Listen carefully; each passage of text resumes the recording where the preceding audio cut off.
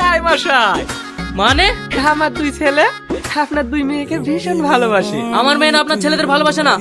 বলতো মা, ওদের ভালোবাসিস না? আমরা ওদের ভালোবাসি। কি? হ্যাঁ। আমি এ বিয়ে কখনো হতে দেবো না।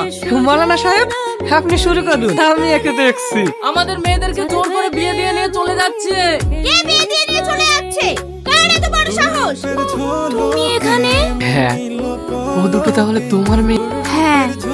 আমরা পারিনি তো কি হয়েছে, আমাদের ছেলে মেয়েরা তো পেরেছে। তুমি একা এসেছো, তোমার বউ আসেনি? ও তো 3 মাস আগেই মারা গিয়েছে।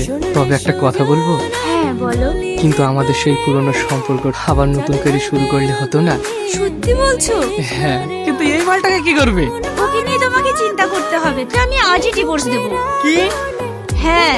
আমাদের হয়ে গেছে। আব্বা, তুমি শাশুড়ি হাত ধরে আছো কেনে? আরে তো শাশুড়ি তো আমার এক্স গার্লফ্রেন্ড। হ্যাঁ।